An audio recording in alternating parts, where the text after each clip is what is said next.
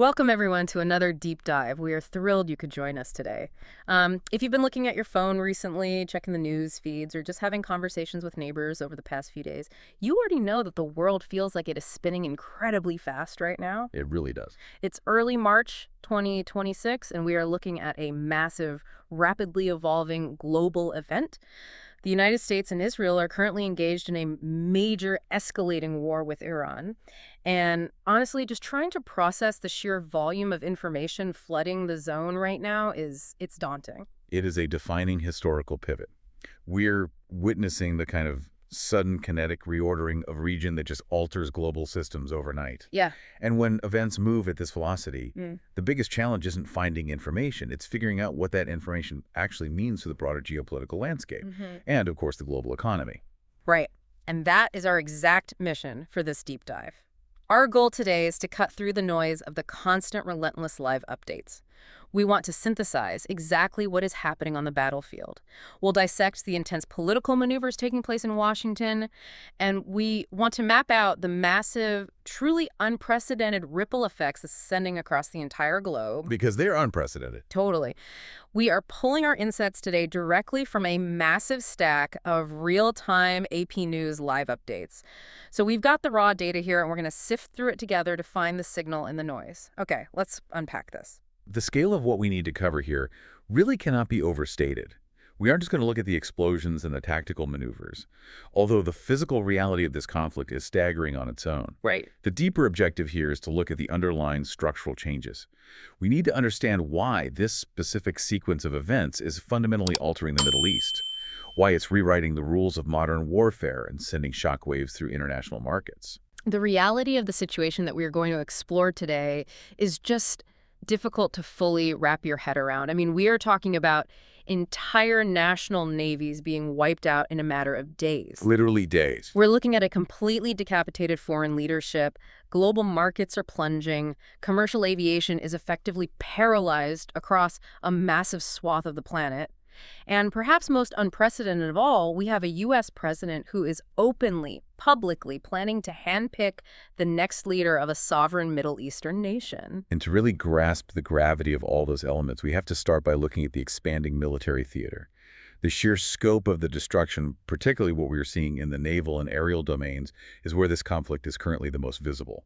Let's start right there with the naval combat. The details coming through the reporting are incredibly intense, and they show that this isn't just a localized conflict happening in the Persian Gulf. No, not at all. It is spilling out into the wider oceans. Take the sinking of the Iris Dana, for example. This is an Iranian warship, and it was sunk by a U.S. submarine. But the detail that really highlights the global nature of this war is the location. It was sunk off the coast of Sri Lanka. And that geographical detail is essential for understanding modern warfare. Sri Lanka is thousands of miles away from Iran's territorial waters. Right, it's nowhere near the Gulf. Exactly. It sits right in the Indian Ocean, far from the primary theater of the Middle East. What this illustrates is that the battlefield is no longer contained by regional borders. Any military asset anywhere in the world is currently in play and actively being hunted. Let's pause on that for a second, because how does a U.S. submarine even track a foreign warship all the way to Sri Lanka? I think when we picture naval warfare, we imagine fleets squaring off across a horizon. But this sounds like a global game of cat and mouse. It is a highly sophisticated multi-domain tracking effort. Modern submarines don't just wander around hoping to bump into an enemy ship. They're part of an integrated network. You have military satellites monitoring heat signatures and visual profiles from space. You have allied nations sharing maritime radar data. You have underwater acoustic sensors spread across key choke points in the world's oceans. Wow. So when the order was given to neutralize the Iranian Navy, the U.S. military already knew exactly where these assets were, even the ones trying to project power halfway across the globe. And the human element of this specific sinking off Sri Lanka is deeply tragic and complicated. The reporting indicates that Sri Lankan authorities recovered 87 bodies from the water. They managed to rescue 32 people. Which is a massive logistical challenge for a neutral country. Oh, absolutely. And to add a truly bizarre layer of complexity to this, the Iris Dina was actually sailing home after taking part in a diplomatic maritime exhibition hosted by India. It was literally a diplomatic showpiece one day and a mass casualty event the next. It perfectly captures the whiplash of how quickly diplomacy collapses into open warfare. And the situation off the coast of Sri Lanka didn't end with just the Dina. No, it didn't. Another Iranian ship, the Iris Boucher, suffered an engine failure right nearby. Suddenly, the Sri Lankan president, Anurakumara Disanayak, is thrust right into the middle of this. Right. His government had to hold urgent discussions with Iranian officials and the captain of the ship. They ended up evacuating over 200 sailors from that crippled vessel and bringing them into a Sri Lankan port. Just put yourself in the shoes of those Sri Lankan authorities for a minute. You wake up on a Tuesday and suddenly you are managing hundreds of foreign military personnel, dealing with dozens of casualties, and harboring combatants from a major global war that you have absolutely nothing to do with. It's an impossible situation. It really shows how the kinetic effects of this war bleed into neutral territory instantly. The burden on neutral nations is immense. And these individual ship incidents, the Dama and the Boucher, they are just a fraction of the larger picture. Right. What we are looking at is the systematic eradication of the entire Iranian Navy. The statements coming from U.S. military leadership are unlike anything we've heard in modern naval history. Admiral Brad Cooper, who is the head of U.S. Central Command, stated that U.S. forces have sunk more than 30 of Iran's ships. Over 30 ships. That is a staggering number in such a short time frame. And here's where it gets really interesting. Admiral Cooper specifically highlighted one particular target. He described, and this is a quote, Iranian drone carrier ship roughly the size of a World War II aircraft carrier. Right. And his exact quote to the press was, "And as we speak, it's on fire." That image, a burning drone carrier the size of a World War II aircraft carrier, is incredibly potent. To give you some context, when we think drone carrier, we aren't talking about the massive nuclear-powered supercarriers the U.S. operates, which launch jet fighters. Right, the ones with the massive flight decks. Exactly. Yeah. Iran has spent the last several years retrofitting massive commercial container ships. They strip the decks down, reinforce them, and turn them into floating launch pads for swarms of suicide drones and unmanned aerial vehicles. Wow. It is a perfect example of what military strategists call asymmetric warfare. Let's break down that term asymmetric warfare because it comes up a lot in this reporting. What does that actually mean for the listener who isn't a military strategist? Asymmetric warfare simply means a conflict between opposing forces which differ vastly in military power or strategy. Okay. Iran knows it cannot build a fleet of billion-dollar stealth destroyers to fight the U.S. Navy head-on. That would be symmetric warfare, and they would lose immediately. Right, they just don't have the budget or the tech for that. Exactly. So instead, they use cheaper, unconventional tactics. They build fast-attack speedboats. They retrofit civilian ships to launch cheap drones. And they rely on sea mines. They use 1,000 small, cheap cuts to threaten a much larger, more expensive conventional force. I got it. But what we're seeing now is the U.S. using overwhelming conventional power to completely wipe out those asymmetric assets. And the rhetoric from Washington regarding that wipeout is absolute. President Trump held an event at the White House, which incredibly was originally scheduled to honor the 2025 Major League Soccer champions Inter Miami. A surreal backdrop for a war update. Totally. But during this sports celebration in the East Room, the president gave a grim war update. He bluntly stated to the room that Iran's navy is gone. He claimed the U.S. had wiped out 24 ships in 3 days. The language is designed to project total, unmitigated dominance. He also added that Iran's anti-aircraft weapons and airplanes are gone, stating they have no air defense. Wow. Now, while it is notoriously difficult to fact-check exact numbers in the fog of a live war, the overarching narrative being established by the administration is one of rapid total dismantlement of a sovereign nation's military infrastructure. Which brings us to the aerial campaign. Taking out ships on the ocean is one thing, but securing the skies over a hostile nation is an entirely different operational beast. It is incredibly complex. And the Israelis are providing very specific metrics on their involvement in this domain. Lieutenant General Eyal Zamir, the Army's chief of the General Staff in Israel, claimed that Israel's Air Force has destroyed 80% of Iran's air defenses and 60% of its missile launchers. Let's think about what those percentages actually mean on a practical level. Yeah. If a nation loses 80% of its air defenses, it has effectively lost its sovereign airspace. Meaning anyone can just fly in? Precisely. It means foreign fighter jets and bombers can fly over the country with near impunity, selecting targets at will without the constant threat of surface-to-air missiles. It is the military definition of establishing air superiority. But Zamir also noted that the threat isn't entirely removed because every remaining missile is highly lethal. And then he issued a warning that really stood out in the reporting. He surprises, quote. Yes, he said, "We are now moving to the next phase of the operation. In this phase, we will further dismantle the regime and its military capabilities. We have additional surprises ahead that I do not intend to disclose." When a military leader talks about additional surprises in the middle of a massive bombing campaign, what are they signaling? It signals a profound shift in the objective. Mm. Phase 1 was about neutralizing immediate threats, blinding the radar, destroying the launch pads, sinking the ships. Tactical stuff. Exactly. But when you hear phrases like dismantle the regime and additional surprises, it implies a shift toward targeting the underlying infrastructure of the state itself. Oh, wow. That means going after command and control centers, underground bunkers, communication grids, and potentially the leadership themselves. And that escalation is echoed by the U.S. side as well. U.S. Defense Secretary Pete Hegseth promised the press that the firepower is about to surge dramatically. He used very specific phrasing. He did. He said, "When we say more to come, it's more fighter squadrons, it's more capabilities, it's more defensive capabilities, and it's more bomber pulses more frequently." Right. Let's clarify that term. For those of us picturing traditional airstrikes, what exactly is a bomber pulse? A bomber pulse refers to sending waves of heavy strategic bombers, like B-52s or B-2 stealth bombers, in coordinated rhythmic strikes. Okay.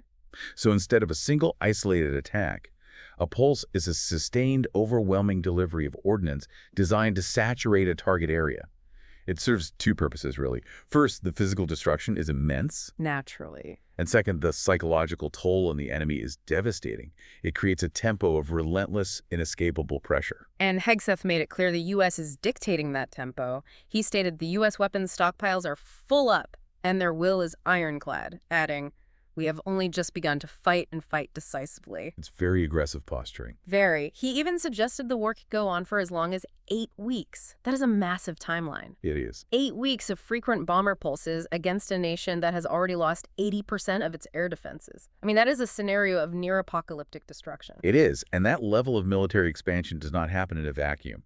It is creating immediate, severe diplomatic and human fallout across the entire region. This isn't just happening on isolated military bases. It is affecting embassies, civilians, and global travel in ways we really haven't seen in decades. Let's transition and look closely at that diplomatic retreat, because the ground game for the State Department is collapsing rapidly. The U.S. has officially closed its embassy in Kuwait City. Fully suspended operations. Yes. That is a highly significant geopolitical move, right? It is. Closing an embassy is generally a last resort. It's the second American diplomatic mission to fully suspend operations since this war began following the closure of the consulate in Karachi, Pakistan. But why Kuwait specifically? Out of all the nations in the Middle East, why is the embassy in Kuwait City the one that has to shut its doors right now? It all comes down to geography and military positioning. Kuwait has a long, deep history of hosting U.S. military forces, dating all the way back to the aftermath of the 1991 Gulf War. Right. Currently, Kuwait hosts the Ali Al Salem Air Base, which is a major logistical and operational hub for the U.S. Air Force in the region. Because Kuwait allows the U.S. to project power from its soil, Iran views Kuwaiti territory as a legitimate target for retaliatory strikes. The State Department was clear that there haven't been any reported injuries to U.S. diplomatic personnel yet, but they stressed that the safety of Americans abroad is their highest priority. The environment has simply become too volatile to keep the doors open. And volatile doesn't even begin to cover the reality on the ground in Kuwait right now. No, the casualty numbers coming out of Kuwait are sobering.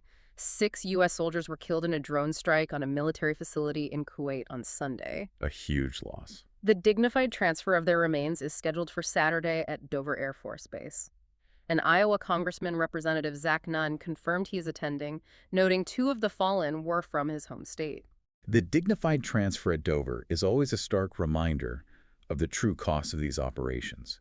It brings the reality of the conflict home to American communities, immediately cutting through the abstract numbers and the political rhetoric. Absolutely. But we also have to recognize how deeply the host nation is suffering here. Kuwait is paying a terrible price for this alliance. Kuwait's defense ministry reported that 67 members of the Kuwaiti army have been injured by falling debris from intercepted aerial targets. They also lost 2 Kuwaiti troops. Yeah. And then there's the civilian toll, which is absolutely heartbreaking.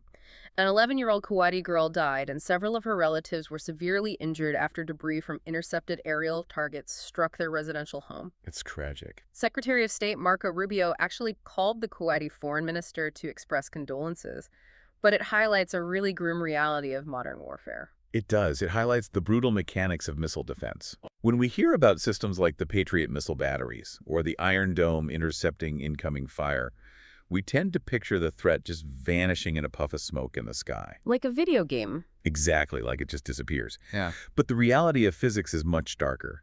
When a defensive interceptor collides with a ballistic missile or a heavy drone at high altitudes, it creates hundreds of pounds of jagged burning metal and unexploded ordnance raining down on the cities below. Just falling straight down into residential neighborhoods. Right. The kinetic shield is not a magical force field. It saves lives, absolutely, but it still produces deadly fallout. That constant looming threat from the sky has triggered mass panic and global evacuations. The scale of the exodus from the Middle East right now is staggering. The State Department reported that around 20,000 Americans have fled the region since the conflict erupted. And consider the logistics of that. How did 20,000 people suddenly leave a war zone? That's the most incredible detail in the reporting, honestly. Nearly all of those 20,000 Americans made their own way out without any government assistance. Wow. They didn't wait for the cavalry. They just scrambled to airports, refreshing apps, trying to find any commercial flight they could get on before the airspace closed. Yeah. The U.S. government is only now organizing charter evacuation flights. The very first one just landed Thursday afternoon at Dulles International Airport outside of Washington. The State Department hasn't disclosed how many were on that specific Dulles flight or exactly where it departed from, which makes sense from a security standpoint. You don't want to broadcast the flight paths of civilian evacuation planes in a contested war zone. For sure. But they did note they are actively responding to requests for information from more than 10,000 Americans who are still trapped in the region. Trapped is the right word because the airspace itself is becoming a battlefield. We saw exactly how dangerous it is with the French evacuation flight. The French government chartered an Air France plane to pick up stranded citizens in the United Arab Emirates. Yeah. And the French transport minister, Philippe Tabarot, reported that this civilian passenger plane was forced to turn back mid-flight because it encountered active missile fire. Imagine being a passenger on that plane. You think you are finally safe, you're flying out of the region, and suddenly the pilot has to bank hard and turn around because anti-aircraft fire or ballistic missiles are crossing the commercial flight lanes. It's terrifying. It perfectly illustrates why commercial aviation in the entire Middle East is collapsing. The numbers from the aviation analytics firm Cirium are mind-boggling. They reported that nearly 25,000 flights out of roughly 44,000 scheduled to fly in and out of the Middle East over a 6-day period have been completely canceled. To help visualize the scale of that paralysis, think back to the days immediately following 9/11 when North American airspace was completely shut down. Right. Or the 2010 eruption of the Eyjafjallajökull volcano in Iceland that grounded flights across Europe for weeks. That is the level of logistical nightmare we are seeing, but instead of terrorism or a natural disaster, it is fueled by active state-on-state combat. FlightAware noted over 2,000 cancellations worldwide on Thursday alone, following 2,600 on Wednesday. And Dubai International Airport, which usually operates as one of the busiest logistical and passenger hubs on the planet, is seeing the largest number of disruptions. Where? Entire regions are effectively being severed from the global transit network. If you are listening to this right now, whether you are a policymaker, a military strategist, or just a citizen trying to understand how this war operates, this next segment is your briefing. Because while the military is executing these massive operations overseas, the political foundation that is supposed to support it back in Washington is showing intense signs of friction. Let's shift our focus to the view from Washington, specifically looking at the War Powers Resolution vote in the House of Representatives. The reporting shows that the House narrowly rejected a resolution that would have halted President Trump's military attacks on Iran. The final tally was incredibly close. It was 212 to 219. A 7-vote margin. That is a razor-thin victory for the administration on an issue of monumental importance. And this comes right on the heels of a similarly tight party line defeat of a war powers measure in the Senate just a day prior. Hmm. Lawmakers are clearly highly uneasy. Let's dive deep into why this is happening. You have lawmakers who are suddenly forced to represent constituents watching a brand new massive war unfold. A war with American casualties returning to Dover Air Force Base. A war with massive financial costs. Right. And fundamentally, a war that was initiated by a president's unilateral decision bypassing Congress's explicit constitutional authority to declare war. Can you break down the history of this tension? Why does the War Powers Act even exist? The friction between the executive branch and the legislative branch over war is baked into the U.S. Constitution. Article 1 gives Congress the power to declare war.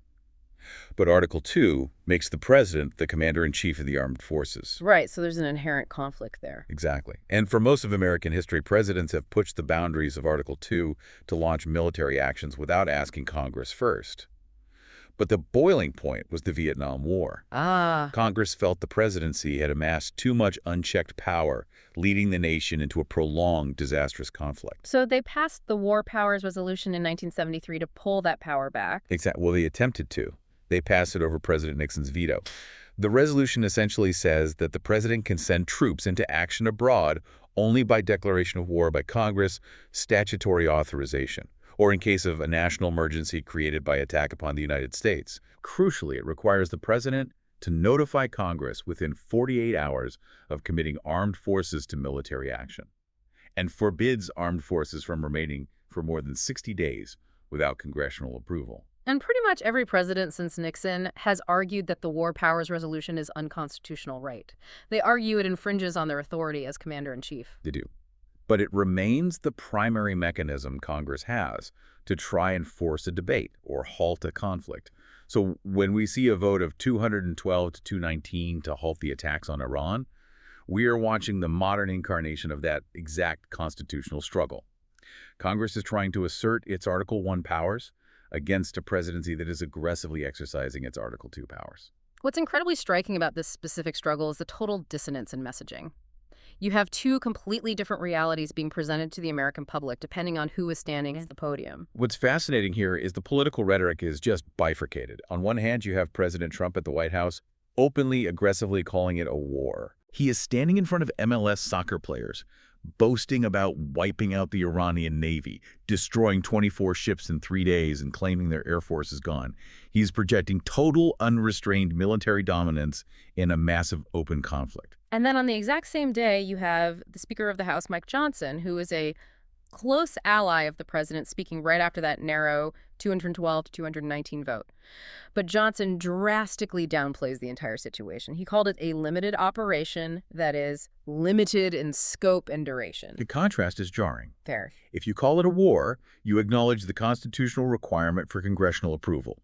If you call it a limited operation, you provide political cover for lawmakers to avoid taking a hard vote on a declaration of war. Speaker Johnson went even further. He explicitly stated, "We are not at war. We have no intention of being at war." And then he added, "That mission is nearly accomplished." It is surreal to hear the Speaker of the House say we are not at war when the president is literally detailing the destruction of an entire foreign navy and the defense secretary is promising more frequent bomber pulses. If you are a policymaker analyzing this, that dissonance is your key takeaway. That tight 212 to 219 margin indicates that domestic political support is incredibly fragile. The rhetoric of a limited operation might be the only thing holding those final few Republican votes together to support the administration. But Defense Secretary Hegseth just told the press this could last up to 8 weeks. If this drags on for 2 more months, or if tragically more U.S. soldiers are killed like the 6 who just died in Kuwait, how long does that 212 to 219 margin hold? It's highly doubtful it holds for 8 weeks if casualties mount. If the public perception shifts from a swift, limited operation to a prolonged, bloody war of attrition, similar to the shifting sentiments during the Iraq War, those 7 votes could easily flip. Wow. And if the House does pass a war powers resolution demanding a halt, it sets up a massive historic constitutional showdown between the president and Congress over who ultimately controls the military machinery of the United States. And while Congress debates the legal scope of the war, President Trump is already looking past the bombing campaign toward the endgame. And his vision for that endgame involves creating and then filling the ultimate power vacuum. Let's shift our focus to what is happening inside Iran right now. The reporting provides a series of incredibly stark photos from Tehran that paint a grim picture of a nation in shock. We see an empty public square dominated by a massive billboard of the late Iranian Supreme Leader Ayatollah Ali Khamenei. We see thick plumes of black smoke rising over the city skyline from simultaneous ongoing strikes. The live updates confirm that Ayatollah Ali Khamenei was killed in a joint U.S.-Israeli strike on the very first day of the war.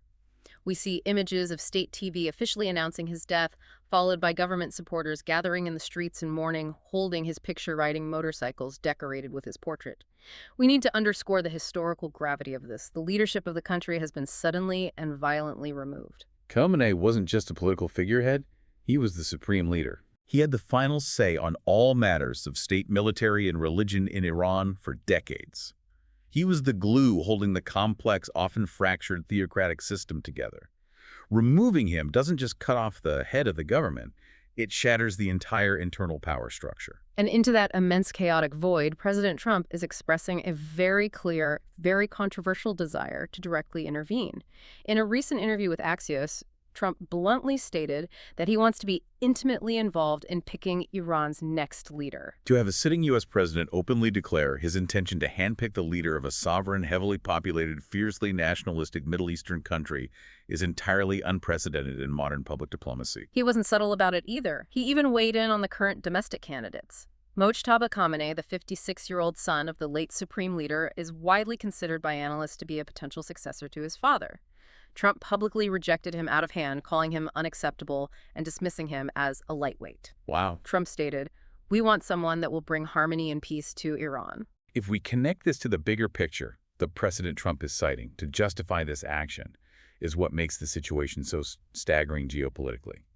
In that same Axios interview, Trump said, "I have to be involved in the appointment like with Delcy in Venezuela."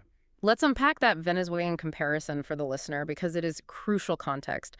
What exactly happened in Venezuela and why is comparing Iran to Venezuela so explosive? Just this past January, merely months ago, Trump ordered a highly aggressive U.S. military operation in Venezuela, often referred to in the context of Operation Gideon's Legacy, to capture the Venezuelan president Nicolas Maduro and bring him to the U.S. to face federal drug conspiracy charges. Okay.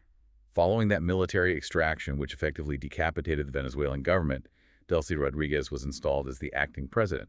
Trump viewed that as a massive success of American intervention. So Trump is explicitly looking at that January operation in Venezuela as a literal template for Iran.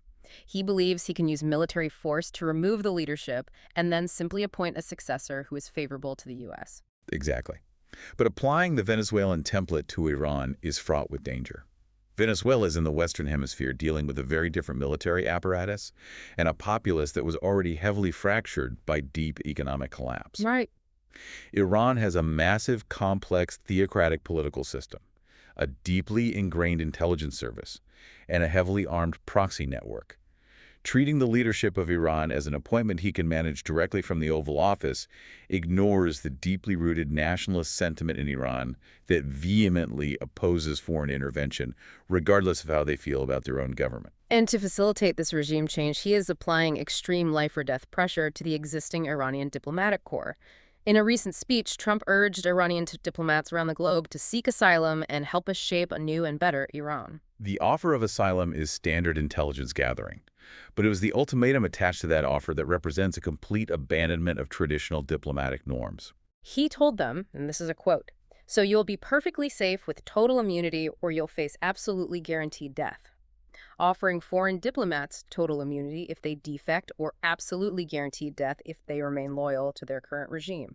It sounds like a hostile corporate takeover enforced by the military. It is the dismantling of the Vienna Convention principles in real time.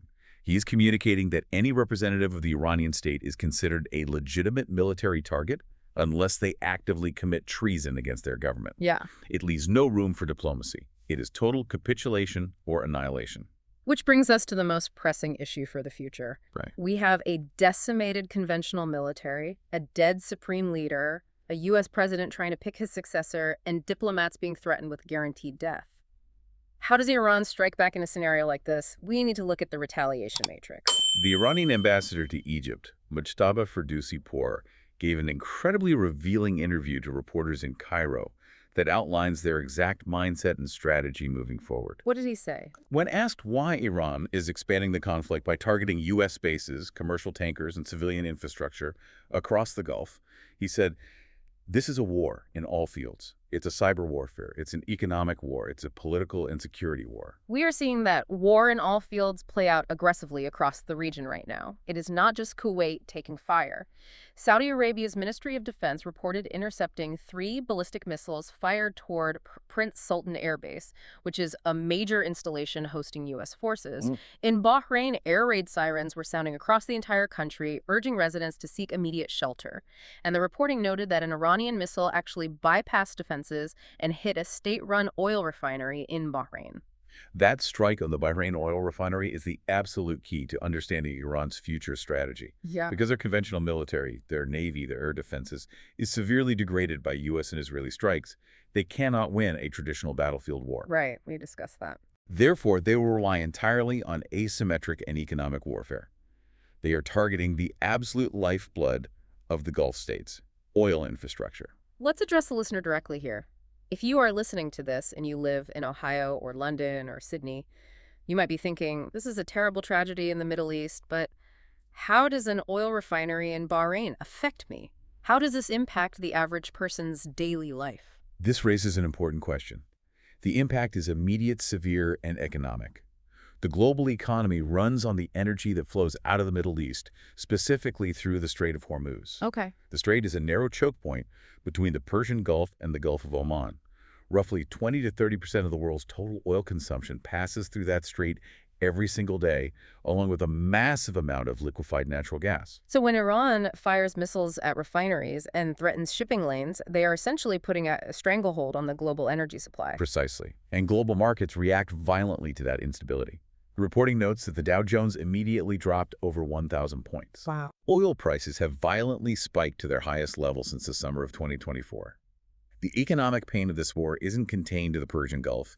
It is being felt instantly in retirement portfolios, in inflation rates, and at gas pumps around the world. And it is not just finance. The disruption to humanitarian logistics is catastrophic. The World Health Organization operates a crucial logistical hub in Dubai.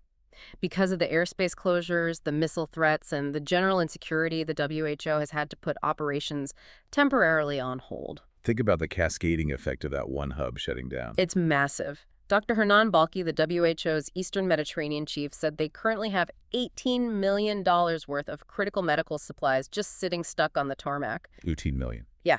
50 emergency supply requests from 25 different countries are delayed.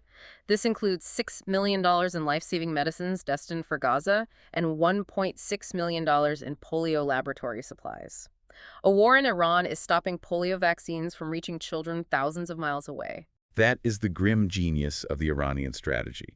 They know they cannot defeat the United States military in a head-to-head fight. But their goal isn't military victory. It is economic and logistical extortion. Their strategy is to inflict such severe asymmetric pain on U.S. allies in the region and cause such massive disruptions to global markets and supply chains that the international community eventually screams, "Enough," and forces Washington to halt the war. But the threat of an escalating bloody ground combat still looms large. Yeah. Ali Larijani, the secretary of Iran's Supreme National Security Council, issued a stark warning to the U.S. against a ground invasion. He stated that Iranians are ready to disgrace those corrupt American officials by killing and capturing thousands. And while Secretary Hegseth hasn't explicitly promised a ground invasion, the constant rhetoric about dismantling the regime means he certainly hasn't ruled it out either. Yet despite this massive military and economic pressure crushing the country, the Iranian ambassador in Egypt explicitly ruled out any diplomatic off-ramp. He stated that reports suggesting Iran wants to talk are not true, and that there is absolutely no trust in Trump. It paints a picture of an unstoppable force meeting an immovable object with no diplomatic safety valve, and the regional and global players who are caught in the middle are getting incredibly nervous. Turkey's President Erdogan placed an urgent call to France's Emmanuel Macron to warn that a prolonged conflict will destabilize the entire wider world. And we are seeing profound geopolitical fractures among Western allies. Spain's Prime Minister Pedro Sanchez has become Europe's most vocal critic of the U.S. attacks. He even faced public threats from President Trump to cut off U.S.-Spain trade simply because Spain refused to let America use its military bases for the strikes on Iran. Even the UN Security Council is embroiled in bitter divisions over it. Bahrain's envoy is urging international condemnation of Iran for jeopardizing free navigation and striking their refineries, while Israel's UN envoy Danny Danon bluntly told reporters that it is too soon for diplomacy, stating definitively, "We have to finish the job." Which brings us back to the core reality of this event. So what does this all mean for you, the listener, as you navigate this barrage of information? We've covered a staggering amount of ground today. We've explored how an entire national navy can be systematically decimated in a matter of days using global tracking and asymmetric destruction. Right. We've analyzed how the U.S. Congress narrowly avoided a massive constitutional clash over war powers by a mere 7 votes. We discuss how a U.S. president is attempting to actively crown a new leader in Tehran based on a controversial playbook he just utilized in Venezuela. And we are watching the global economy shudder under the weight of 25,000 canceled commercial flights and soaring volatile oil prices. If there is one overarching takeaway from all of this, it proves beyond a shadow of a doubt that the concept of a localized conflict simply does not exist in the 21st century. Totally agree. An exchange of missiles in the Persian Gulf instantly grounds an evacuation flight in the UAE, paralyzes a vital WHO medical shipment meant for Gaza, and wipes out financial gains in a 401k account in Ohio. The geopolitical ecosystem is entirely interconnected. Everything is instantly global. As we wrap up, I want to leave you with a final, slightly chilling thought to mull over as you continue to watch the news unfold over the coming weeks. We are watching the systematic dismantling of a regime's conventional military and the targeted violent killing of its central leadership. But as we've seen throughout modern history, particularly in the Middle East, destroying a government doesn't necessarily achieve peace. Sometimes it just decentralizes the threat. That is the ultimate looming unknown of this entire campaign. Iran hasn't just built a navy or an air force. They've spent decades building and funding a massive, intricate network of well-armed, highly trained proxy forces across the Middle East. Right, groups like Hezbollah. Groups like Hezbollah in Lebanon, the Houthis in Yemen, and various militias in Iraq and Syria. If the central command structure in Tehran is completely erased by bomber pulses, what happens to those proxies? What happens when tens of thousands of radicalized, heavily armed fighters no longer have a central authority holding them back or dictating their targets? We might be trading a centralized state threat for absolute unregulated regional chaos. It is a profound question, and it is one the world might have to answer very soon. Thank you so much for joining us on this deep dive. We know this is incredibly heavy, complex material, but understanding the mechanisms behind these headlines is more important now than ever. Stay curious, stay informed, and we will see you next time.